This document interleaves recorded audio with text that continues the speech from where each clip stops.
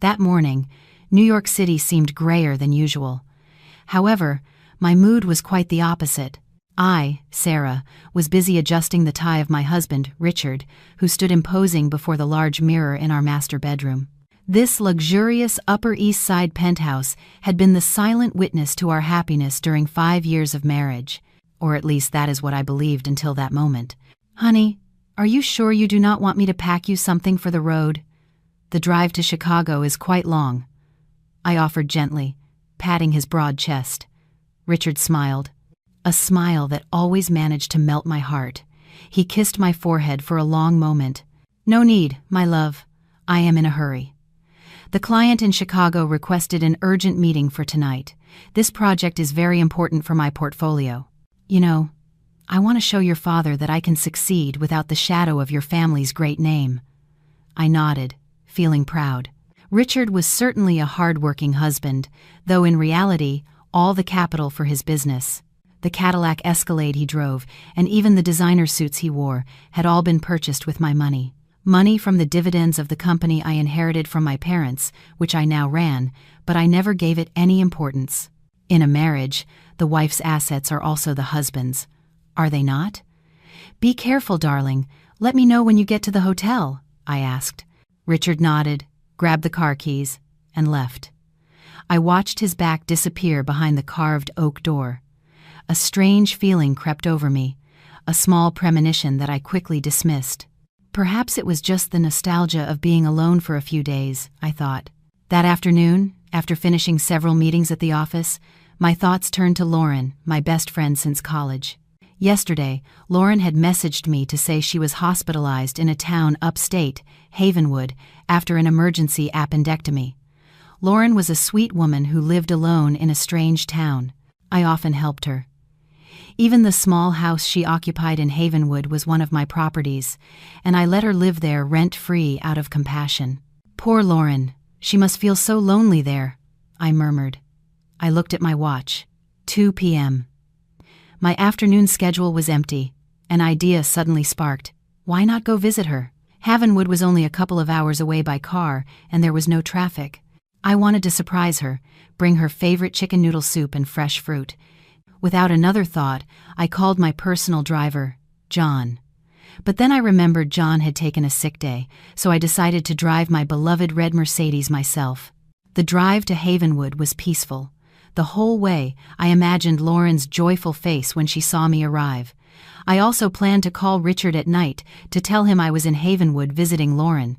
Surely Richard would praise me for being a noble-hearted wife. At 5 o'clock in the afternoon, I arrived at the parking lot of an elite private hospital in Havenwood. Lauren had told me she was in VIP room 305. I found it a bit strange. Lauren did not work.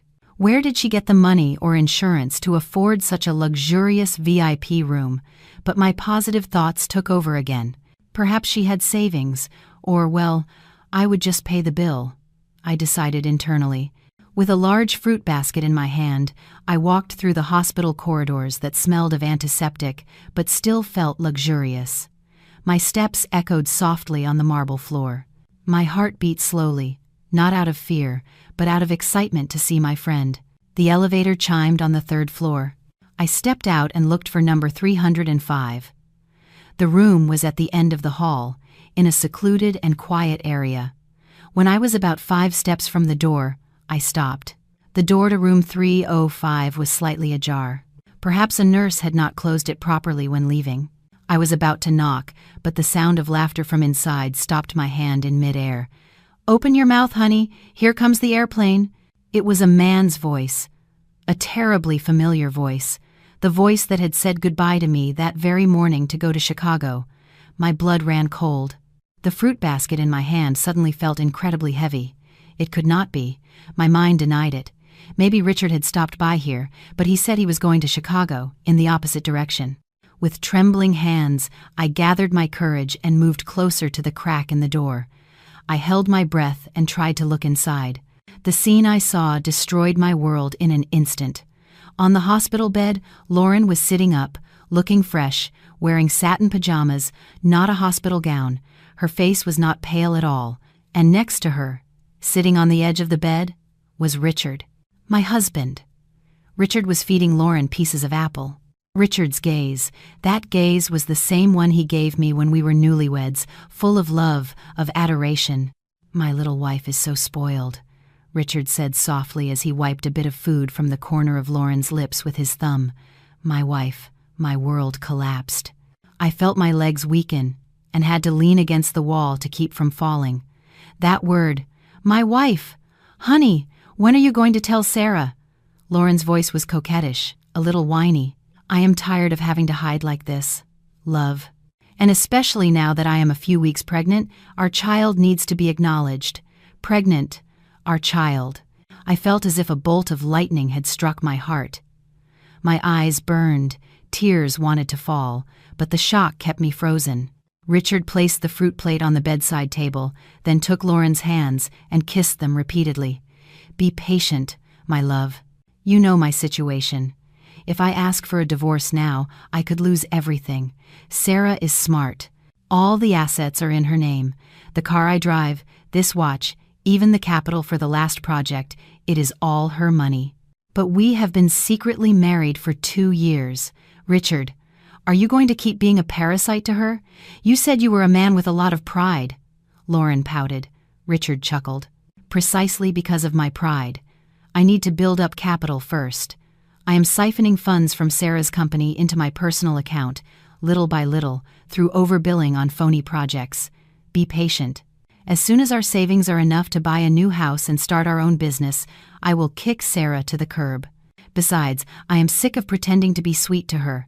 She is too overbearing, not like you, so submissive." Lauren let out a crystalline laugh. "All right, my Richard is the smartest. Hey, is the house in Havenwood safe? Sarah will not reclaim it." "It is safe, darling. The deed is not in my name yet, but Sarah is a fool. She thinks the house is empty. She does not know that the poor friend she is housing is actually the queen in her husband's heart." They both laughed. A laugh that sounded like the devil's voice in my ears. I backed away slowly. I could not breathe, as if the oxygen in the hallway had been sucked out by their wickedness. I wanted to throw the fruit basket in their faces. I wanted to break down the door, rip out Lauren's hair, and slap Richard until his teeth fell out. "Sarah, if an enemy attacks, do not counterattack with emotion. Attack when they are unprepared, destroy their foundation, and then bring the building down." I reached a trembling hand into my jacket pocket and pulled out my high-end smartphone. I silenced the sound and activated the video recording mode. Carefully, I aimed the camera lens through the crack in the door.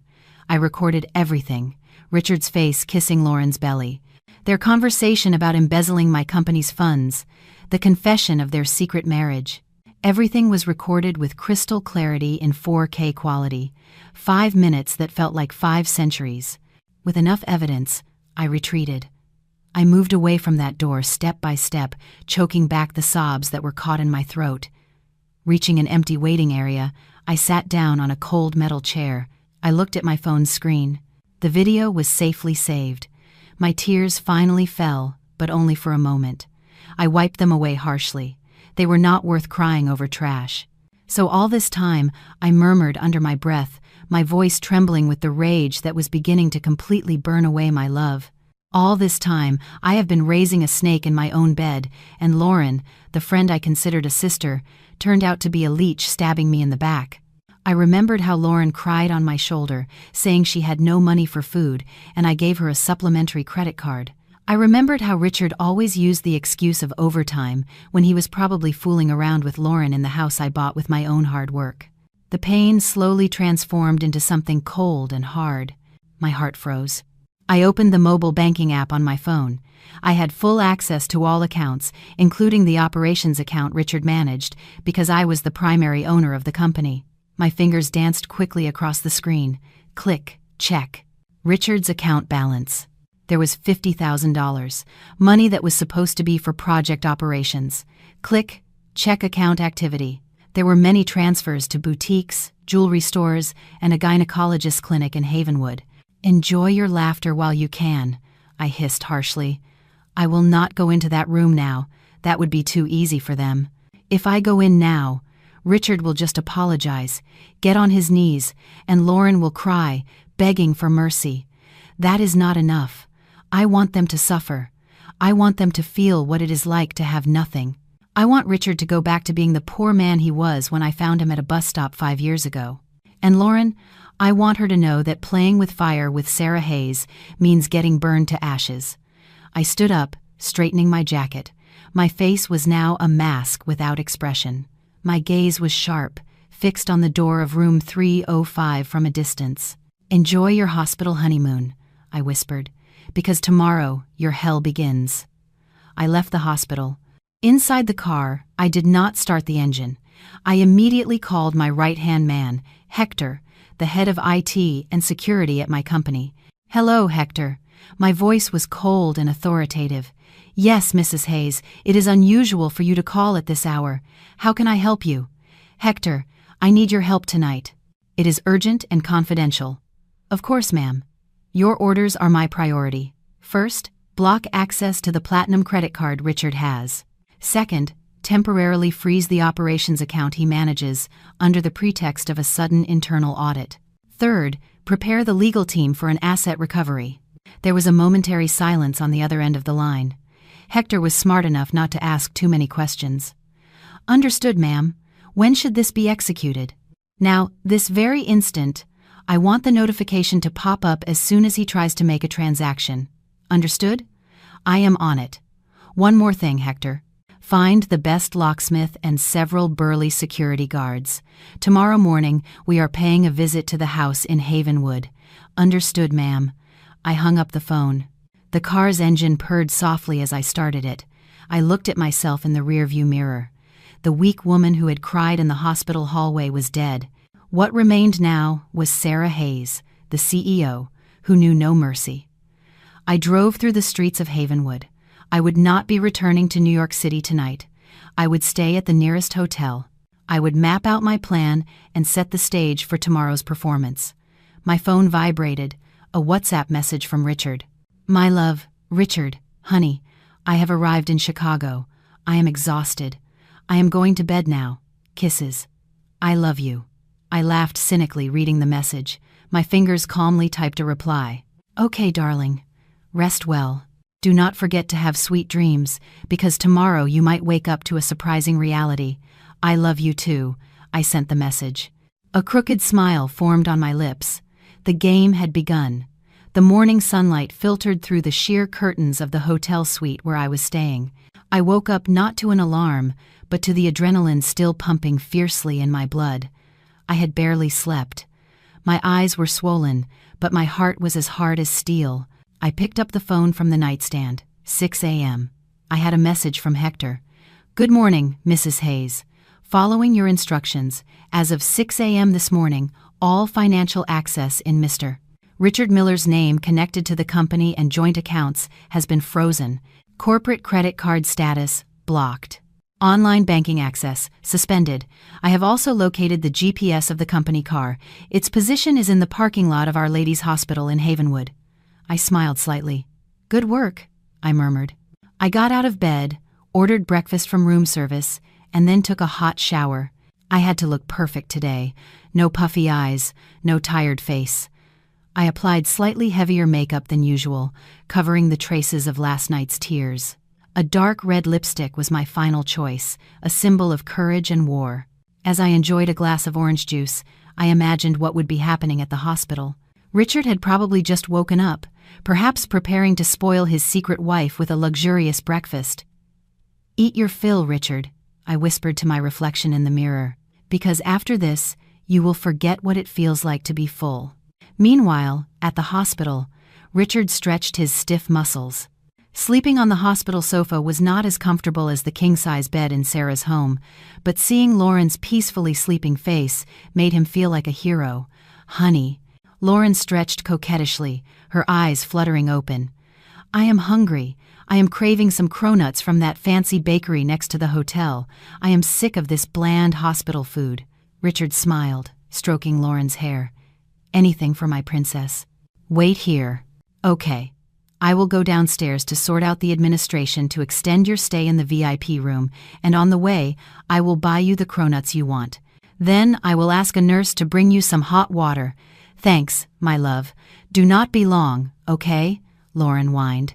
Richard nodded firmly, straightened his slightly wrinkled shirt, ran his fingers through his hair, and walked out of the room with a confident stride. In his pants pocket, a leather wallet full of platinum and black credit cards was ready to be used. He never worried about the price. He just had to swipe the card and sign. Sarah would pay the bill at the end of the month. He arrived at the administration desk. A clerk greeted him politely. "Good morning, sir. How can I help you?" "I want to extend the stay for room 305 under the name Lauren Pierce. I also want to upgrade the meal package to premium, and please add the laundry charges," Richard said with the arrogant tone typical of the newly rich. "Of course, sir. One moment while I calculate the total additional deposit," the clerk typed quickly on the computer. "The additional total is $500 for the deposit for the next 3 days and the service upgrade, sir." "Okay, easy." Richard pulled out his black card. The card, that was actually a perk for executives at Sarah's company. He placed it on the counter with an air of superiority. The clerk took the card and ran it through the machine. Richard waited, drumming his fingers on the counter, whistling softly. "Beep, beep," the clerk frowned. She swiped the card again. "Beep, beep, beep." "Excuse me, sir," the clerk said with an awkward expression. "The card has been declined by the system." Richard stopped whistling, his eyebrows furrowed. "What do you mean?" "That card has a limit of hundreds of thousands. It is impossible for it to be declined. Try again." "I have already tried twice, sir." The message says, "Card blocked by issuer. Perhaps you entered the wrong PIN. I do not use a PIN. It is a signature card. Besides, it is a priority card." Richard started to get angry. His voice rose, causing several people in the waiting area to turn. "Your machine must be broken. Our machine is working perfectly, sir." "Another patient just completed a transaction without any issues," the clerk replied, starting to sound curt. Richard snorted in frustration, opened his wallet again, and pulled out a second card. The gold credit card from his joint account with Sarah. "Use this one." The clerk tried again. A moment of silence. "Beep, beep." "Same thing, sir." "Declined." The message says, "Insufficient funds." Richard's face began to turn red. A cold sweat bead appeared on his temples. His heart pounded. Insufficient funds. Impossible. That account held the monthly operating funds that Sarah had just transferred the day before. "Hey, do not mess with me." "I am a businessman," Richard shouted, trying to hide his panic with anger. "Can you try calling your bank, sir? I only operate the machine." The clerk now looked at him with suspicion, a look that made Richard's pride feel trampled. With trembling hands, Richard picked up his cards, walked away from the counter to find a quiet corner, pulled out his phone, and opened the mobile banking app. Logging in. The screen spun, a load time that seemed to last forever. Then a red notification appeared. "Access denied. Your user ID has been temporarily frozen. Please contact customer service." "Damn it, what is going on?" Richard cursed under his breath. He tried another account. His personal account, the one he used to receive the siphoned funds. Balance, $0. Richard's eyes nearly popped out of their sockets. The $50,000 he had seen the previous afternoon had vanished. Zero. Absolutely nothing. Impossible. It cannot be a hack. Richard began to truly panic. His hands shook violently as he held the phone. His mind immediately focused on one name, Sarah. Did Sarah know? No. Impossible. If she knew, she would have confronted me by now. Sarah is emotional. She does not know how to play it cool. This must be a system error from the bank or an audit from the office. Richard tried to calm himself. He had to call Sarah. He had to act. He took a deep breath, adjusting his tone to sound authoritative but slightly confused. My phone rang. The name My Love appeared on the screen. I was sipping a hot tea at that moment. I let it ring 3 times before answering. "Hello, darling. Are you up already? How is Chicago?" I greeted him with a fake, cheerful tone. Hey, my love." Richard's voice sounded strained. "Yes, I just woke up. Hey, Sarah, I wanted to ask, is there a problem at the office or some surprise audit from the bank?" "No, not that I know of, honey. Everything is running smoothly." "Why do you ask?" I asked innocently. It is just really weird. I was going to pay for, treat a client to breakfast at the hotel, but all my credit cards were declined. The online banking is not working either. You did not accidentally block something in the central system, did you? I let out a small laugh, a laugh that surely made the hairs on Richard's neck stand up without him knowing why. Goodness, honey, why would I block my own husband? Maybe the bank system is down, love. Or maybe you hit your limit. What have you been buying this month? I have not bought anything, just the usual stuff. Richard defended himself quickly. It was so embarrassing with the client. Hey, honey, can you transfer some cash to a friend's account for me? I cannot access mine. Transfer. I drummed my fingers on the table. Well, the company's security token is with Hector, and Hector took a sick day today. He is not answering. I also left my personal token in the safe at home. I am out right now on my way to a spa. Sarah, it is an emergency. Can you not make an effort? I need money now. Richard started to lose control of his emotions. His tone of voice rose. My smile vanished. I stared straight ahead. How dare he yell at me while begging for my own money? Richard, I said coldly, why are you yelling at me? You are the one who went on a business trip without preparing any cash, and you are blaming me. Besides, you are in Chicago dealing with a client. Can the client not cover it for now? Or are you not with a client at all? That question left Richard speechless. A long silence on the other end of the line. Of course I am with the client. What I mean is, it is embarrassing to ask him for a loan. Well, never mind. I will figure it out. You are a wife who cannot be trusted when her husband is in trouble. Click. The call was unilaterally disconnected by Richard. I stared at the dark screen of the phone. A wife who cannot be trusted. I let out a cynical laugh. Just wait until you realize this useless wife is the owner of the oxygen you breathe. In the hospital, Richard slammed his phone against the waiting room sofa. His breathing was ragged. He patted his pockets and wallet, counting the cash he had left. $50 was all the cash he had. Meanwhile, the hospital deposit they were asking for was $500, not to mention Lauren's craving for cronuts. With a defeated posture and his pride shattered, Richard returned to room 305. He entered with a scowl. Where are my cronuts, love? Lauren asked enthusiastically upon seeing Richard, but her smile faded when she saw his empty hands. Hey, why did you not bring anything? Richard sat on the edge of the bed, massaging his temples. The bakery was closed. Honey, that is a lie. It is a 24-hour hotel restaurant.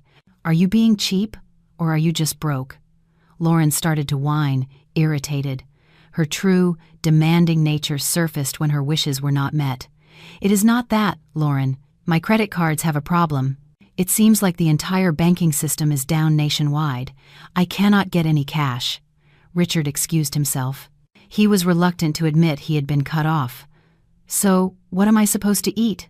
I do not like the hospital soup. Lauren threw a pillow at Richard. Eat what is here. I will look for a loan this afternoon, Richard shouted. The stress made him unintentionally yell at the woman he supposedly loved. Lauren was stunned, her eyes filled with tears. You are yelling at me. You are so cruel. You used to promise me the world, and now you cannot even buy me some cronuts. The atmosphere in room 305 grew tense. A small fight began to brew. Meanwhile, outside, the real storm was approaching. 10 a.m. I had already checked out of the hotel. My red Mercedes glided through the streets of Havenwood towards a residential area on the outskirts. Behind me, a black minivan followed. Inside were Hector, 2 security guards in black uniforms, and a locksmith. My destination was not the hospital. I would let Richard rot there in his confusion. My destination was the thieves' den, the modern minimalist house in the exclusive residential area where Lauren lived. That house was one of my first real estate properties. I bought it in cash before marrying Richard, and foolishly, out of pity for Lauren, who told me she had been kicked out of her rental apartment, I let her live there. It turned out the place had become their love nest. My car stopped right in front of a tall black gate. The house looked quiet. Of course, its occupants were on a romantic retreat at the hospital. I got out of the car wearing sunglasses. Hector and his team immediately got out and stood behind me. Is that the house, ma'am? Hector asked. Yes, "That is my house, tainted by trash," I replied dryly. The neighborhood security guard, seeing our group, approached with an alert expression. "Excuse me, ma'am. Can I help you?" "Who are you?" I took off my sunglasses and looked at the guard. "I am Sarah Hayes, the legal owner of this house. I want to enter my property. Are you going to stop me?" The guard was stunned. He recognized the Hayes name, a family that owned many assets in the area. "Oh, excuse me, Mrs. Hayes, but Mrs.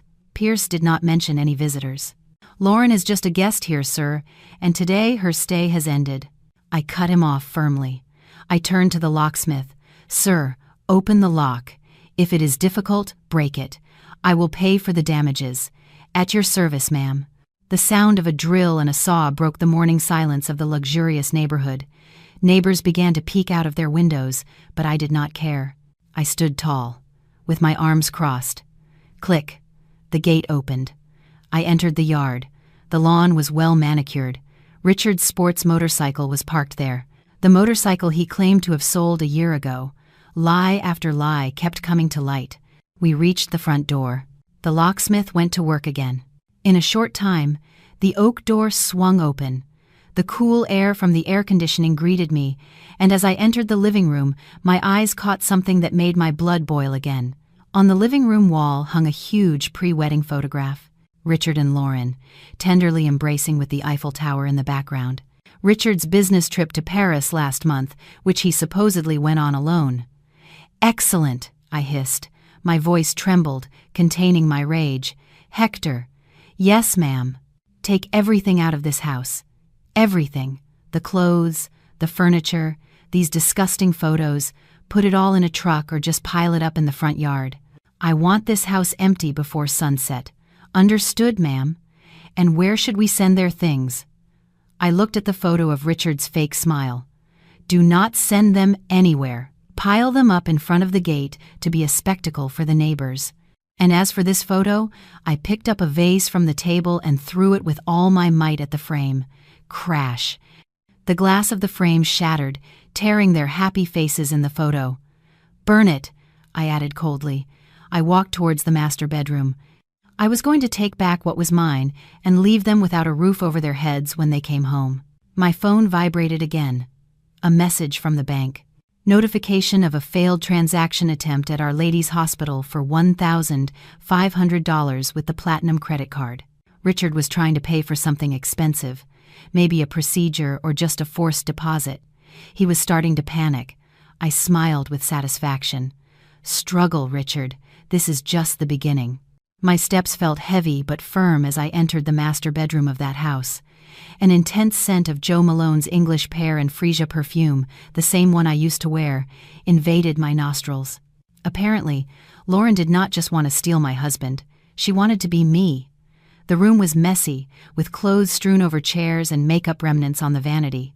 In a corner, a large teak wood wardrobe stood imposing. I opened it abruptly. A row of designer handbags greeted my eyes. A Hermes Birkin, a Chanel classic flap, a Louis Vuitton Neverfull, bags whose prices were equivalent to that of a small car, perfectly lined up. My heart sank as I recognized a gray Dior saddlebag. It was the bag I had been looking for last month at my home. Richard told me it might have gotten lost in the storage room. Well, it turned out the bag was here, being used by his mistress. "Damn you," I muttered under my breath. I pulled out the bags one by one, throwing them on the floor as if they were garbage. "Hector!" I shouted. Hector rushed in. "Yes, ma'am. Load all these bags. They are my property. Take them to my car.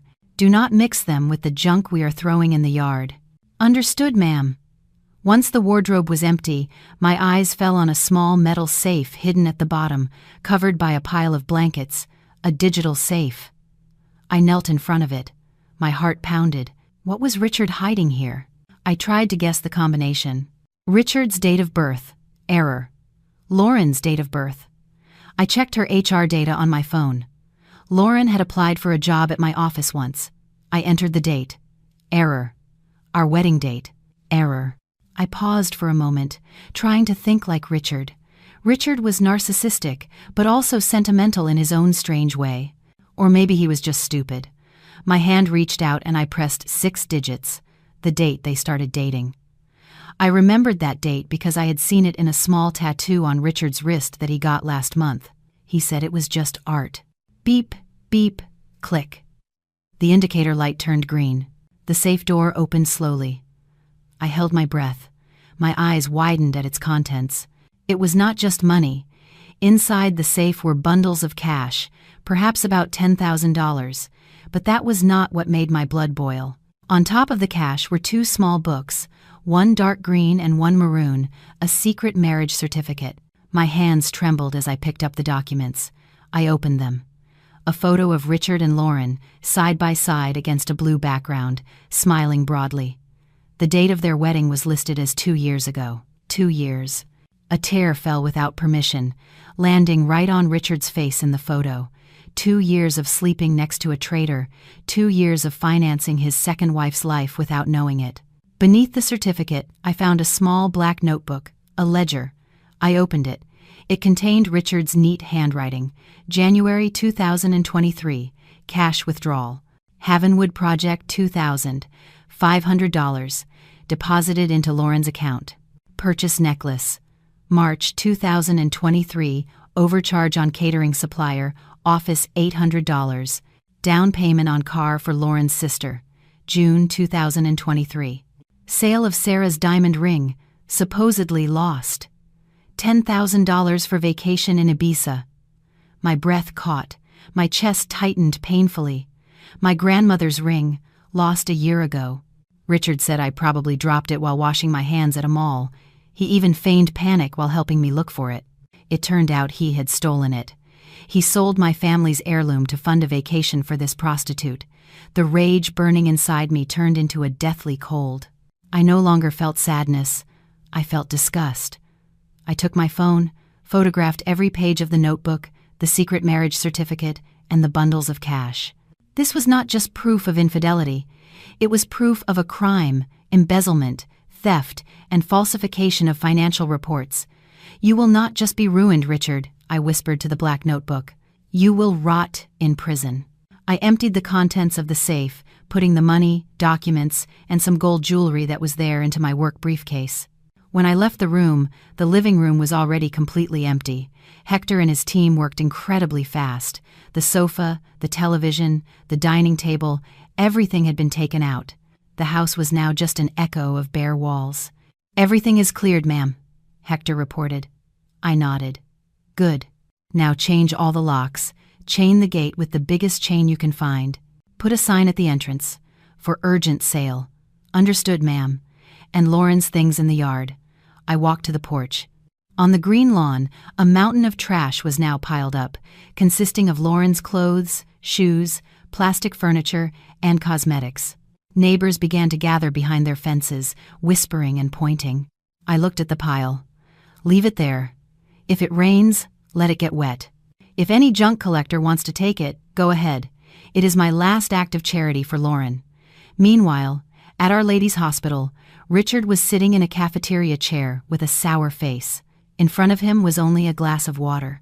His stomach was growling, but the stress had taken his appetite. The administration staff had just called him again. Final notice. Pay the $500 deposit before noon, or Lauren will have to vacate the VIP room. Damn it. Why were none of the cards working? Richard ran his hands through his hair in frustration. He had tried calling the office, but his secretary told him, I am sorry, Mr. Miller. The HR system is down. We cannot process any advances, and Mrs. Hayes is unreachable. Richard knew it was strange, but he refused to believe Sarah was behind all of this. In his eyes, Sarah was a naive, madly in love wife.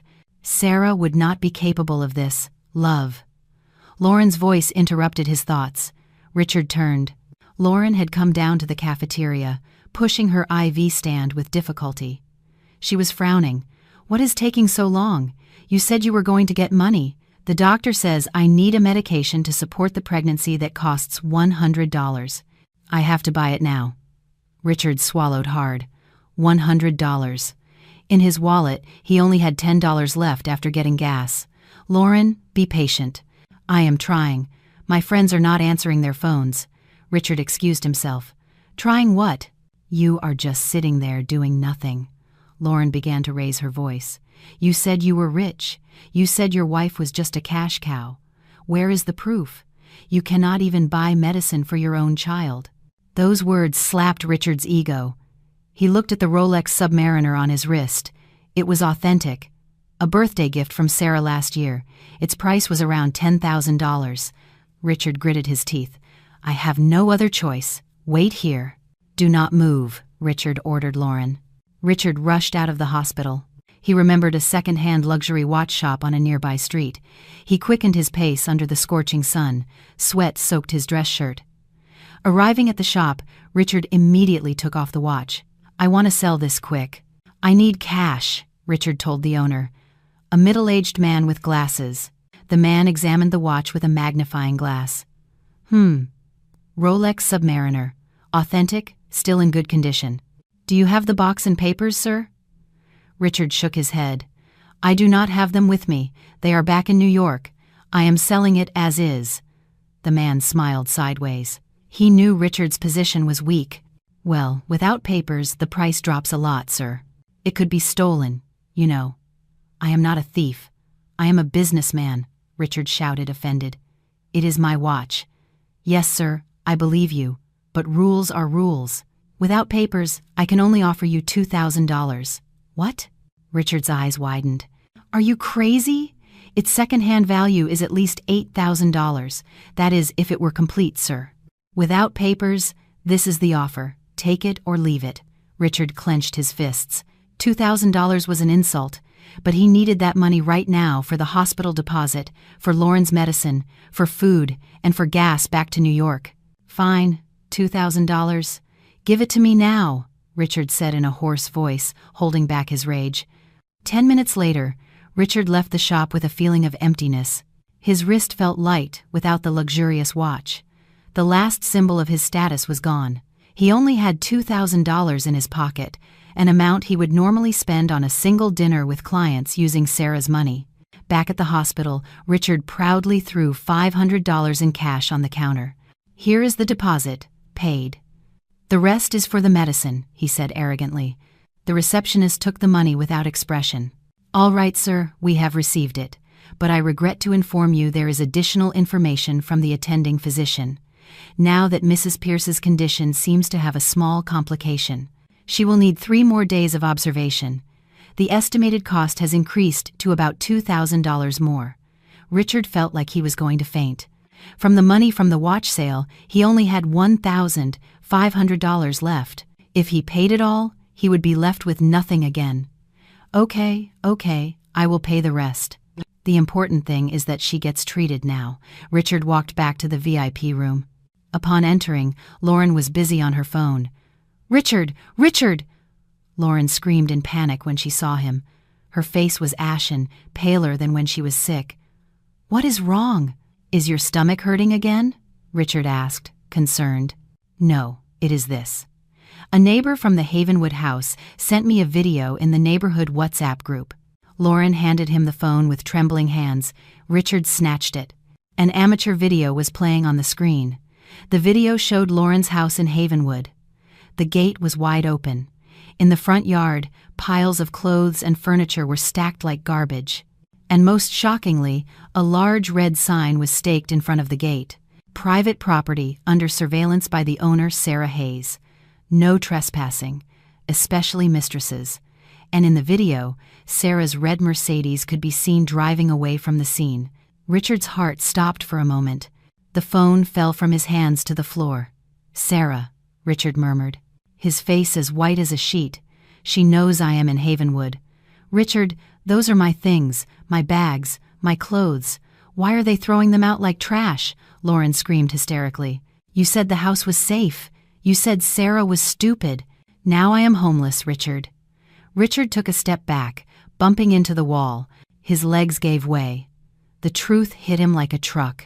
The blocked bank access, the canceled credit cards, the house raided. Sarah was in Havenwood. It was not a system coincidence. It was war. Richard quickly looked for his own phone. He had to call Sarah. He had to deny it. He had to turn the situation around. Dialing my wife, the phone was answered.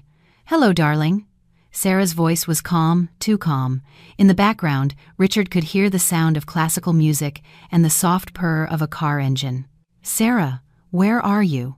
Richard shouted without preamble. "I am on my way to New York, honey. Why do you sound so upset?" "Do not lie. You were at the house in Havenwood. You threw out my friend's things. What is the meaning of this?" There was a short, cold laugh on the other end of the line. A laugh that made the hair on Richard's neck stand up. "Ah, so you admit it is your friend's house. You did not tell me you were in Chicago." Checkmate. Richard fell silent. His mouth opened, but no sound came out. "Richard," Sarah's voice became sharp as a razor. "How does it feel to sell your beloved Rolex at a pawn shop? They gave you a very low price, did they not?" "What a shame. It was a limited edition," Richard stammered. He felt as if he had been stripped naked. Sarah knew everything, every move. "I know everything, Richard. I know about the little airplane game. I know about that bastard child.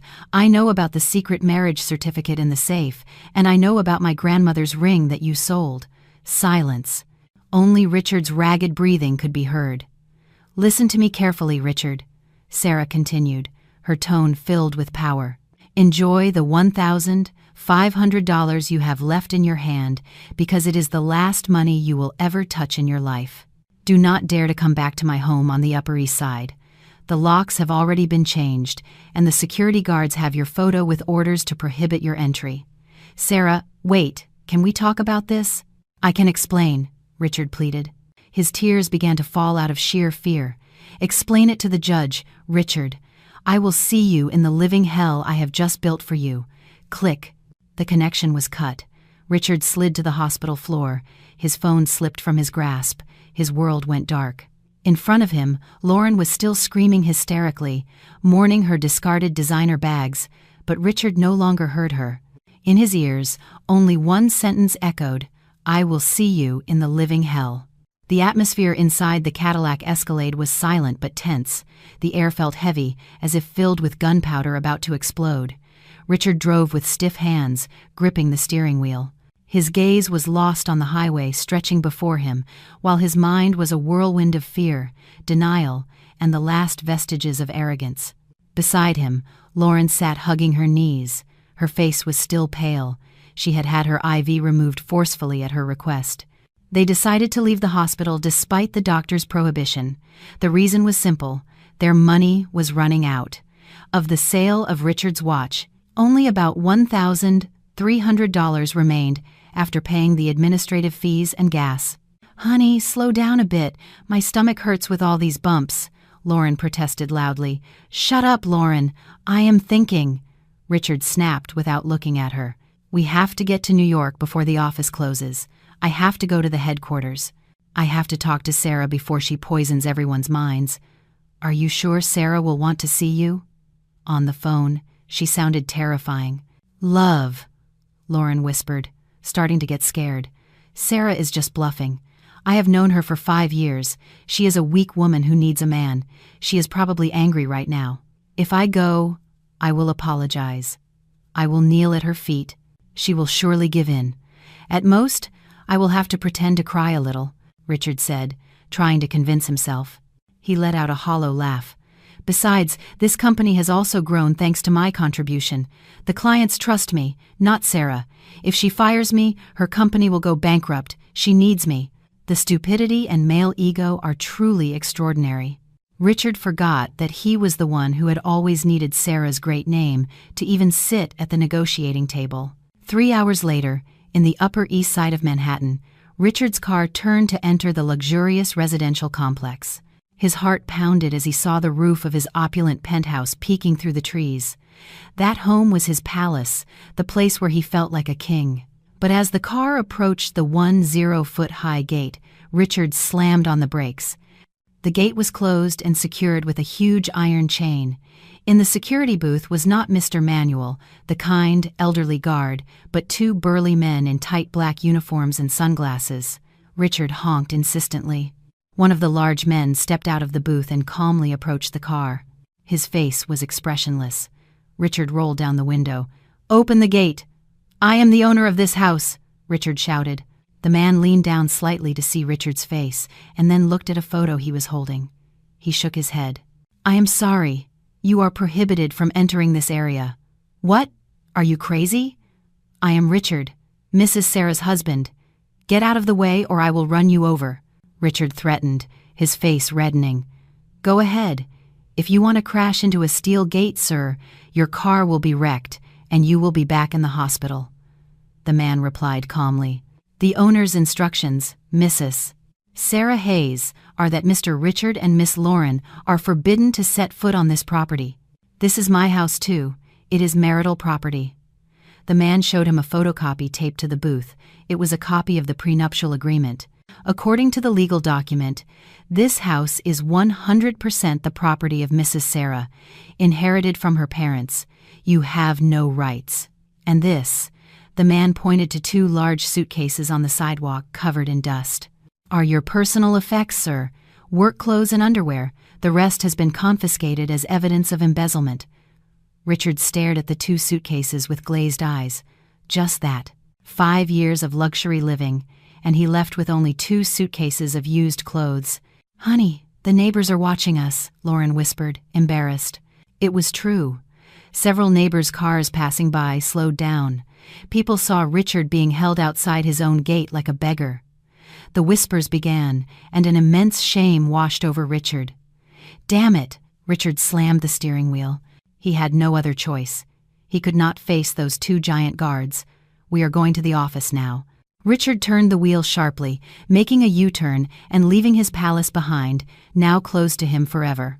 Office building in Midtown Manhattan, 25th floor, headquarters of Hayes Global. Richard entered the lobby with a determined stride.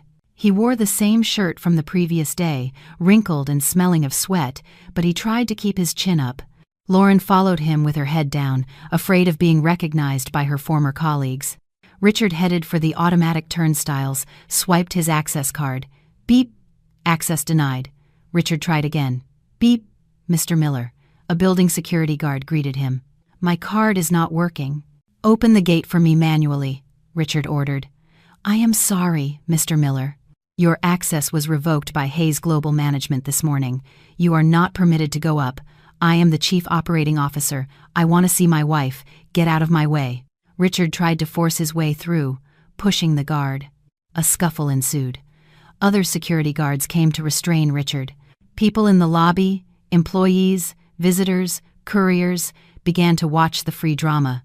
"Let me go. I want to go up," Richard shouted, struggling. Ding. The VIP elevator door opened. The atmosphere suddenly fell silent. A figure emerged from it, Sarah. She looked stunning in an impeccable white pantsuit that enhanced her slender figure. Her hair was in an elegant bun, and her Christian Louboutin heels clicked firmly on the marble floor. Behind her were Hector and the company's legal team. Sarah approached, stopping 10 feet from Richard, who was being held by 2 guards. Sarah looked him up and down with obvious contempt. "What do you want here, Richard?" "Making a scene in my office." Sarah's voice was calm but echoed in the silent lobby. "Sarah..." Richard broke free from the guards, adjusting his collar, trying to regain his dignity. "Honey, we need to talk. Do not act like a child. Blocking access, changing the locks at home, it is childish. Let us resolve this in my office, okay?" Sarah laughed softly, a cold laugh. "Your office? That office has already been cleaned out. The nameplate with your name was thrown in the trash this morning. You cannot just fire me like this. I have shares here. Shares I gave you for your birthday. Too bad the clause specified that the shares are voided if the recipient commits a crime that harms the company." "And you!" Sarah threw a brown folder at his chest. The folder fell, and its contents scattered across the floor. Photos of the secret marriage, proof of transfers to Lauren's account, evidence of overbilling on phony projects, photos of the black ledger from the Havenwood safe. The observing employees began to whisper loudly. Their eyes widened at the photos. Lauren, who was behind Richard, tried to cover her face with her hair. "You embezzled $250,000 from the company over 2 years to finance this prostitute," Sarah said, pointing at Lauren. "That is a felony, Richard. My legal team already filed a report with the police an hour ago." Richard's face turned waxen. His legs trembled. Sarah, do not joke. Prison. We are husband and wife. Ex-husband, Sarah corrected sharply. The divorce petition has already been filed today, and since the evidence of infidelity and crimes is so overwhelming, I assure you, you will leave this marriage without a cent. No. Richard took a step forward, trying to take Sarah's hand. Sarah, please. I was wrong. It was Lauren who seduced me. I love you, Sarah. For God's sake, Richard! Lauren screamed, not accepting the blame. You were the one who said Sarah was stupid and boring. Do not wash your hands of this. Shut up! Richard yelled at Lauren, and then looked back at Sarah with pleading eyes. Sarah, give me a chance. I will leave Lauren. I will fix everything. Sarah sharply pulled her hand away. Too late. I once loved you because I thought you were a simple, sincere man. It turns out you are just a greedy parasite. Now get out of my sight before the police come to drag you away. Sarah turned around, signaling to Hector. Suddenly, a man in a leather jacket approached. Excuse me, Mr. Miller. I am from the finance company. The Cadillac Escalade out front is registered to Hayes Global. Mrs. Hayes has reported the misappropriation of the vehicle. Where are the keys? It is my company car. You are no longer an employee. The keys, or we call the police right now. Richard was petrified. His pride was being stripped away layer by layer in front of hundreds of eyes. With trembling hands, he reached into his pocket and pulled out the car keys. The man snatched them. Thank you. Sarah, who was already heading to the elevator, stopped for a moment and looked back expressionlessly. Enjoy the walk, Richard. Oh, and be careful on the street. New York is hot without air conditioning. The elevator doors closed, taking the Queen back to her throne. On the floor below, Richard and Lauren were left standing in the middle of the lobby, without a home, without a job, without a car, and without dignity. Honey, Lauren touched his arm. How are we getting back? My suitcases are heavy. Richard looked at Lauren with hatred. How? By bus. Figure it out yourself. I am ruined because of you. Richard walked out of the building with a clumsy gait, dragging his heavy suitcase. The scorching New York sun burned his skin. On the sidewalk, he saw the Escalade he had boasted so much about being towed away. He was now truly alone in the concrete jungle. The money in his wallet was dwindling by the second. And above, from the 25th floor window, Sarah looked down, holding a glass of wine. The first act is over, Sarah murmured. Now it is time to make them devour each other. The midday New York sun is no friend to those on foot, especially not to those who have just fallen from heaven.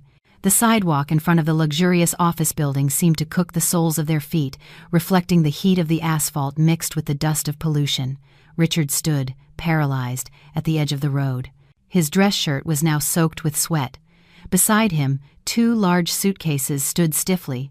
Lauren was sitting on one of them, massaging her sore feet from wearing high heels, shoes that now seemed ridiculous on a cracked sidewalk. Honey, it is so hot, Lauren complained, fanning her face with her hand. Call a luxury car service.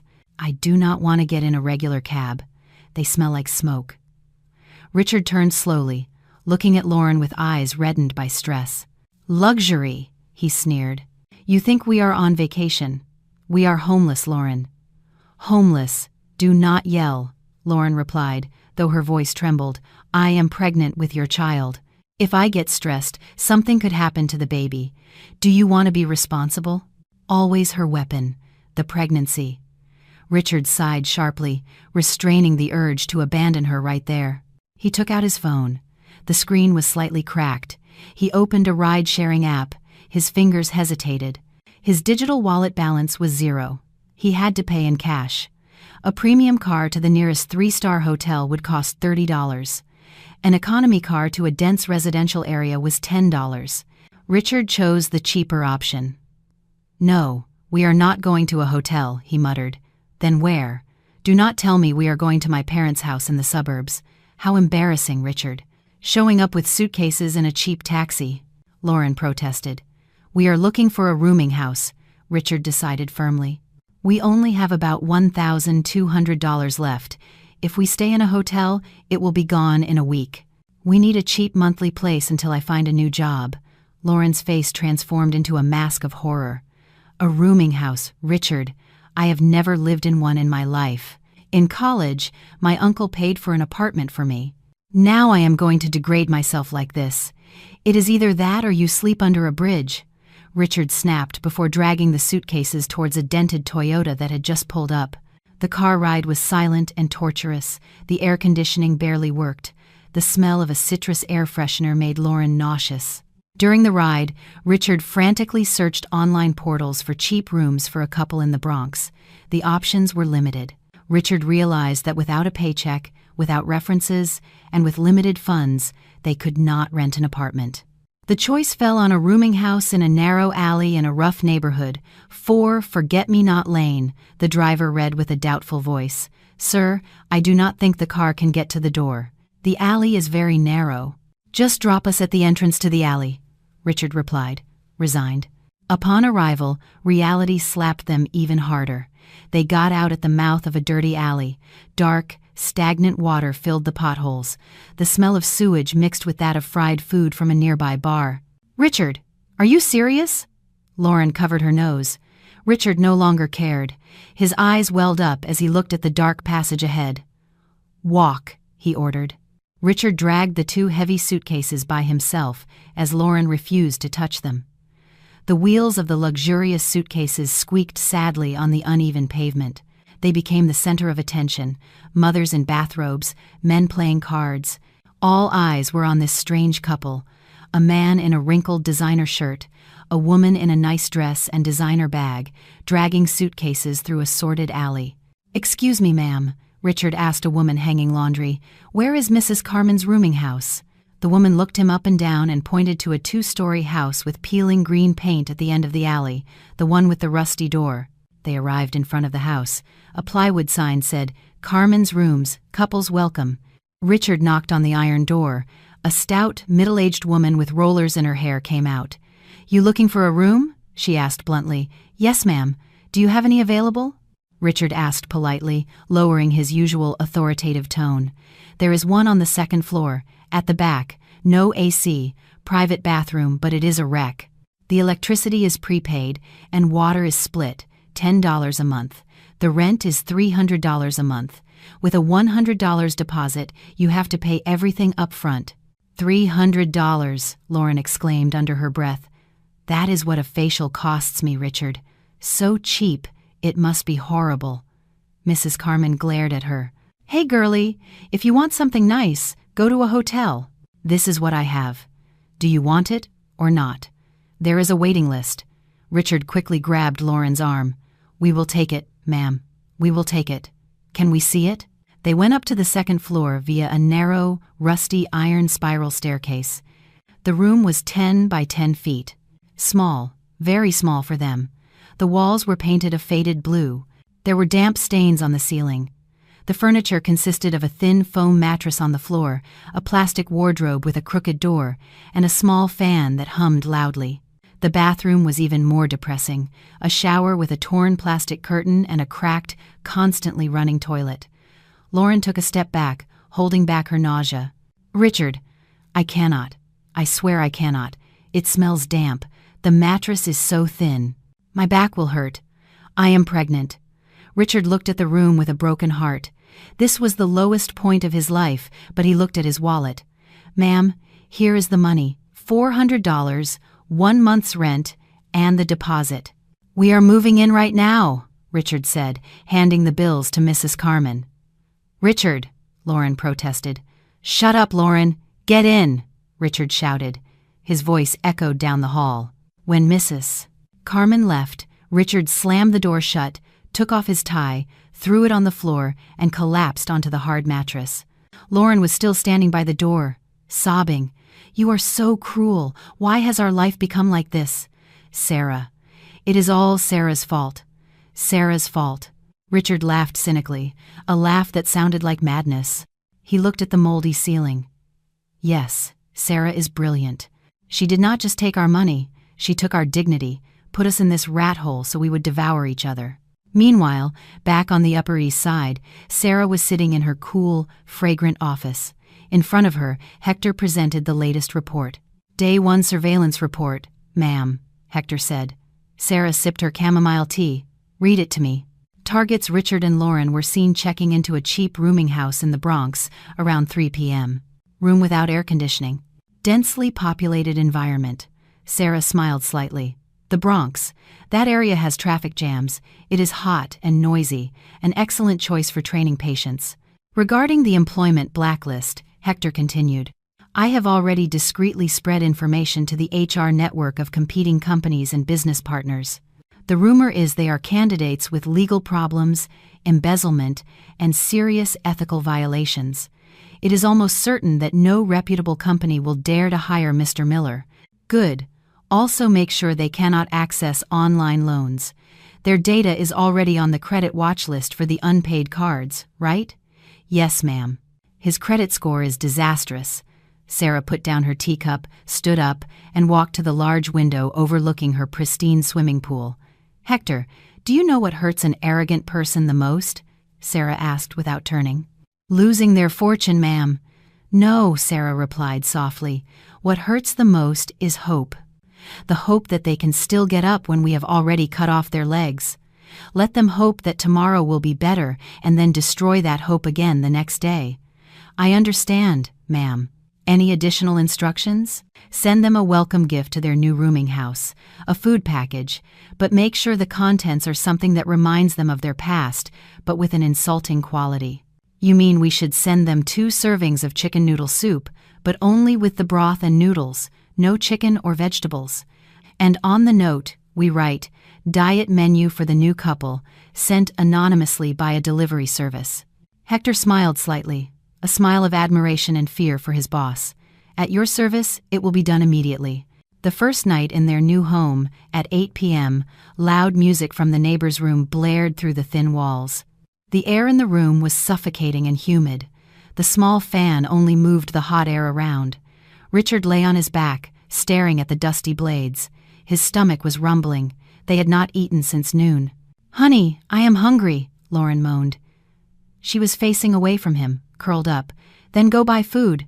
There are plenty of places at the entrance to the alley, Richard replied brusquely. I do not want to go out. There were some weird guys looking at me earlier. You go, Lauren complained. Richard snorted, got up, and grabbed his wallet. He had about $800 left. What do you want to eat? He asked sharply. I am craving sushi, or at least a pizza. Richard looked at her in disbelief. Are you crazy? A serving of sushi costs what we need to eat for a week here. Be realistic, Lauren. We are having kebabs. I do not want street food. It is disgusting. Think about our baby. Lauren started to cry again. When you were with Sarah, you bought her expensive food. With me, you are a cheapskate. Sarah had her own money. You are just a parasite, Richard shouted. His emotion exploded. Lauren fell silent, stunned. Richard took a deep breath. I will buy you something decent, but not sushi. We will have fried chicken from a chain nearby. Richard left, slamming the door. In the narrow alley, he walked with his head down.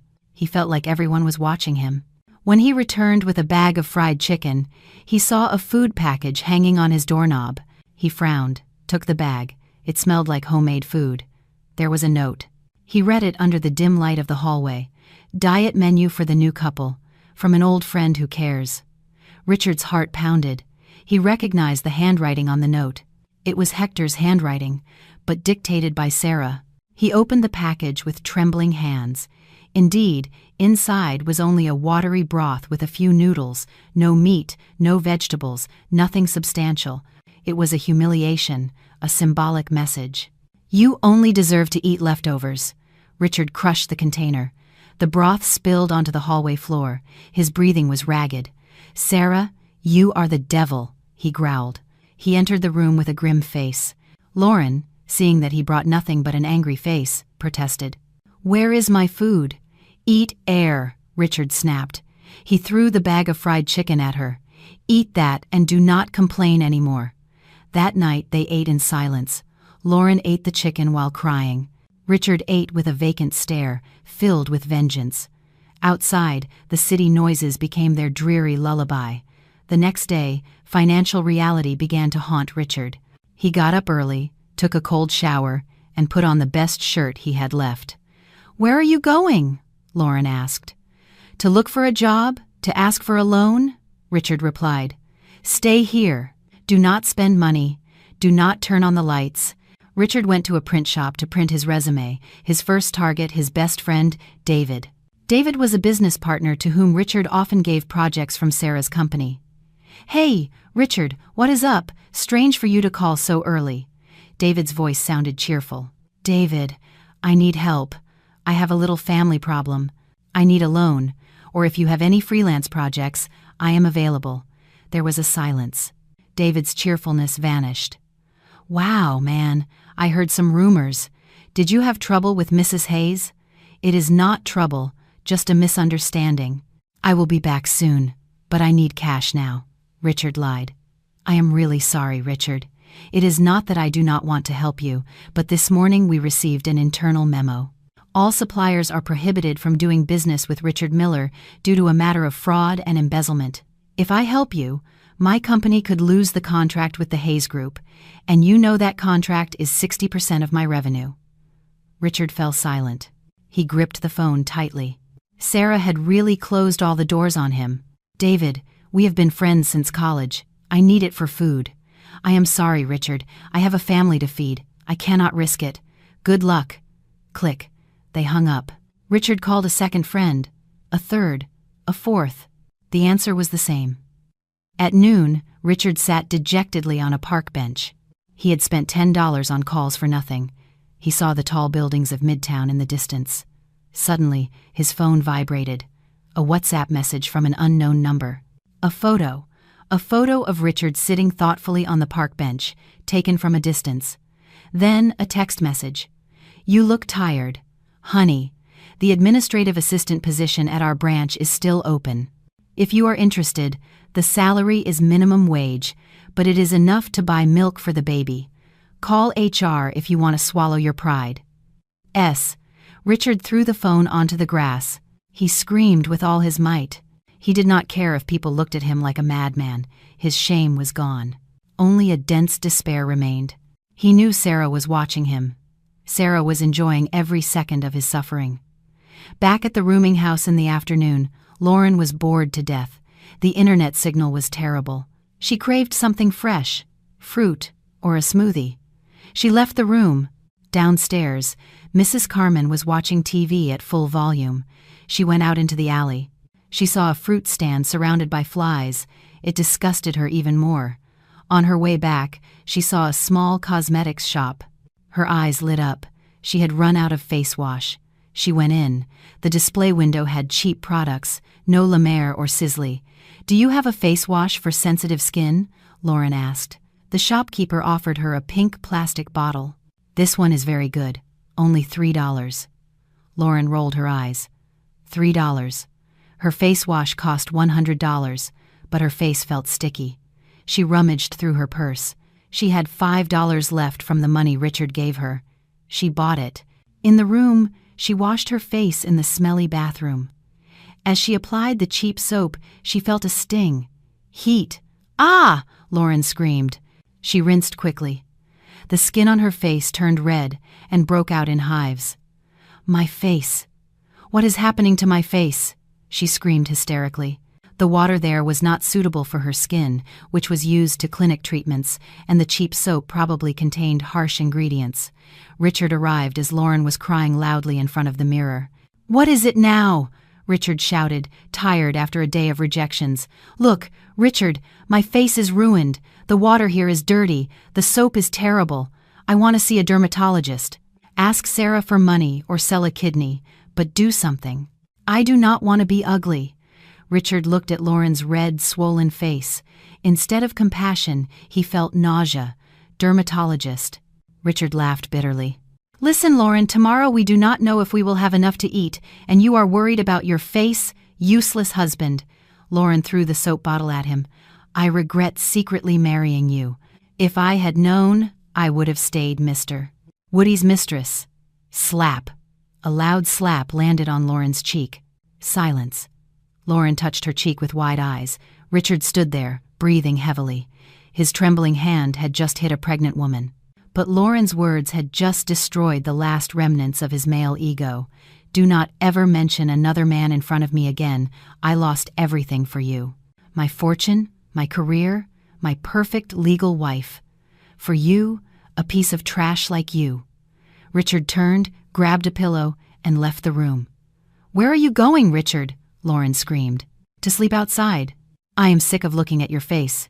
Richard slammed the door again, leaving Lauren crying alone in the narrow room, with a ruined face and a broken heart. In the dark hallway, Richard curled up on some newspapers, trying to sleep surrounded by mosquitoes, lamenting his fate. And far away, on a security camera screen, Sarah smiled with satisfaction. "The isolation phase is over," Sarah murmured. "Next phase, hunger." 3 weeks had passed since Richard and Lauren were expelled from their paradise. 3 weeks that felt like 3 centuries. The rooming house room now seemed even smaller and more suffocating. The air was stale. A pile of dirty laundry was accumulating in a corner. Richard sat on the edge of the sagging mattress. He was thinner, his cheekbones prominent. His designer shirts had been sold at a flea market. Now he only wore a basic t-shirt and shorts. "Honey." Lauren's voice was weak from under the blanket. Richard turned. Lauren's condition was much worse. Her once flawless face was now covered in inflamed red marks. The infection had turned into small, pus-filled boils. "What?" Richard replied in a hoarse voice. "My stomach hurts a lot, Richard. Cramps, and my face burns. It itches like it is on fire. Hold on. I am thinking." Richard cut her off. "Thinking about what?" "We need a doctor. I am out of ointment." Lauren started to cry. "Money. Where do I get the money, Lauren? We are broke. We have $5 left in our wallet.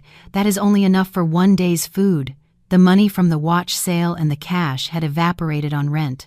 Lauren's medicines, and her still extravagant lifestyle during the first week. "Sell something else of yours. Your leather shoes." "I already sold them to pay for the electricity," Richard snapped. Silence. Richard looked at his left ring finger. One last thing still shone there, his wedding ring. The platinum band with a small diamond. The symbol of his sacred bond with Sarah. The Sarah he betrayed.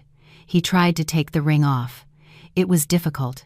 Finally, the ring came off, leaving a white mark on his skin.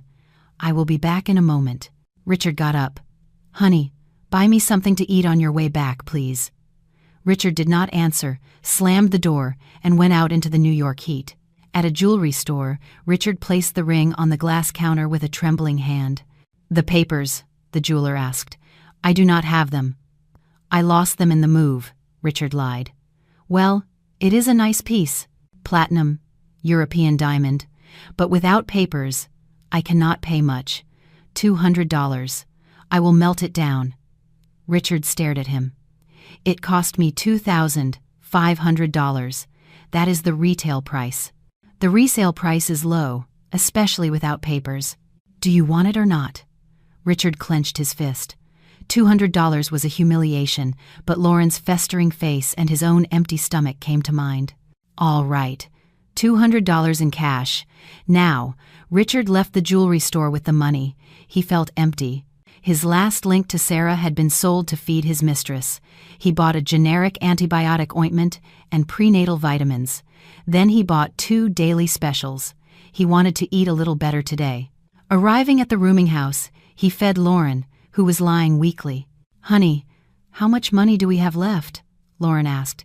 "About $180. Enough for 2 weeks if we save, but next month we have to pay for water. And you are not working? Are you just going to be a bum?" The question stabbed Richard. Hundreds of resumes sent. No response. Richard Miller's name was blacklisted thanks to Sarah's network. "I am working tomorrow," Richard said suddenly. "Doing what?" "As a director again." Lauren's eyes lit up. "You will see." The next morning, Richard stood in front of a construction site. The cement dust and the noise of concrete mixers greeted him. He wore clothes bought at a flea market. He approached the foreman. "You want to work? You have an office worker's body. You will not last." "I need the money, boss. I will do anything. Carry cement, mix sand, whatever. As long as I get paid daily," Richard pleaded. The director's arrogance was gone. "All right. We need a laborer to carry buckets of cement mix up to the third floor all day. $50 a day. Lunch is included. $50. It used to be the price of a coffee and a croissant. Now it was the price of his back for an entire day. I will take it, boss. Richard's hell began. The first hour, he felt like his arms would break. The bucket of cement weighed a ton. He had to go up and down makeshift ladders with his legs trembling. Hey, faster. The mason is waiting, someone shouted from above. His once soft hands began to blister. At noon, during the break, Richard sat on a pile of bricks. His body was wrecked. He looked at his lunch, rice, lentils, and a piece of stale bread. He ate it with his cement-dirty hands. Hunger did not let him think about hygiene. As he ate, a luxurious black sedan drove slowly past the construction site. The back window was slightly open. Richard choked. Inside the car sat Sarah. His wife, talking on the phone, looked serious but beautiful and well-groomed. The car was only 15 feet from where Richard was sitting on the ground like a beggar. Richard quickly turned, hiding his face. Overwhelming shame hit him. "Do not see me, do not see me," his mind screamed. The car drove past. Sarah did not turn. To her, the construction workers were just part of the urban landscape. That afternoon, Richard returned home with his body aching all over. In his pocket were a wrinkled $50. He entered the room. "Why so late? Where is my dinner?" Lauren shouted. Richard threw the bill on the floor. "There is your money. Buy it yourself." He collapsed onto the mattress. Lauren picked up the bill with disgust. "Only $50. What did you work as to earn this pittance?" "I am a laborer, Lauren, a construction laborer." "Happy now?" Silence. Lauren was speechless. A laborer. My husband. A laborer. How embarrassing. What if my friends find out? What friends? Richard whispered with bitterness. "The high society ones who blocked you or the ones who laugh at us on WhatsApp." Lauren fell silent and started to cry again. "I cannot live like this, Richard. I want to go back to my old life. Enjoy it, Lauren. This is the paradise we built on Sarah's tears. Enjoy every second of it." Richard fell asleep from exhaustion. Meanwhile, in a luxurious restaurant, Sarah was having dinner with her lawyer. The divorce proceedings are underway. Mrs. Hayes. The first summons was sent to Mr. Miller's address, but of course, it was returned. "We will send a process server to locate him." "No need, Mr. Attorney," Sarah smiled. "I know exactly where he is." Sarah showed him a photo taken that afternoon. The photo of a dirty, defeated Richard carrying cement. The lawyer shook his head. What a swift fall. From director to laborer in less than a month. That is what you call instant karma. But this is not over. $50 a day will not be enough for Lauren's delivery, which will soon require medical attention. When that happens, Richard will do something desperate, and when he does, that is when we will make sure he ends up behind bars. Back at the rooming house at midnight, Lauren woke up with a sharp pain in her abdomen. It was not a normal cramp. "Richard, Richard," she shook her husband's body. "Richard, it hurts. There is blood," she screamed hysterically upon seeing a fresh blood stain on the sheet. Richard woke up with a start. "What? Blood, Richard? The baby?" Lauren cried out in pain. Richard panicked. He knew it was a bad sign. "To the hospital, now." Richard picked Lauren up in his arms. He ran down the stairs. In the deserted alley, there were no taxis. "Help, please!" he shouted. A neighbor with a motorcycle and sidecar came out. "My wife is bleeding. Take us to the nearest hospital, please." Inside the rattling vehicle, Richard held Lauren, who was starting to lose consciousness. Arriving at the public hospital's emergency room, the nurses took Lauren away. Richard was stopped at administration. "Patient's family. Do you have insurance?" "No." "Then you need a deposit. Minimum of $3,000 for a D&C or admission for hemorrhaging. $3,000. Richard's knees buckled. In his pocket, he only had $100 left. "I only have $100, ma'am. Please, treat her first. It is a human life." "I am sorry, sir. Those are the rules. Find the rest of the money. In the meantime, we will stabilize the patient in the hallway." Richard backed away. He saw Lauren on a gurney in a crowded hallway, groaning in pain without serious attention. He needed $2,900 more. Now, he left the hospital. His mind was blank, his heart dark. Across the street, he saw a 24-hour convenience store, empty, just a young cashier with a sleepy look. The devil whispered a crazy idea to him, an idea that would turn him from poor to criminal. Richard picked up a brick from the ground, crossed the street, heading for the store. "Give me the money, fast!" Richard shouted, his voice breaking. He waved the brick with a trembling hand. The cashier screamed, backing away in fear. "I need the money. My wife is dying. Quick, put it in a bag." The terrified girl emptied the cash from the register. Richard snatched the bag, but before he could turn around, the automatic door opened. 2 police officers entered, pointing their guns at him. Behind them stood Hector with an impassive face, holding a phone. Sarah had placed him under 24-hour surveillance. "Hands up." "Drop the weapon!" a cop shouted. Richard froze. The brick fell from his hand. "I just wanted to help my wife," he moaned as they threw him to the ground and handcuffed him. At the same time, in the hospital, Lauren was waiting. No one was taking her to the operating room. Richard was not coming back with the money. A nurse approached, but with bad news. "Ma'am, your husband has just been arrested for attempting to rob a store." Lauren's world went dark. The stress triggered the final contraction. Her body convulsed. The fetus, her only hope to tie Richard down, was lost that night. When she woke up in the morning, she saw her reflection. The skin infection had worsened. Her beautiful face was now full of purulent scars that would be permanent.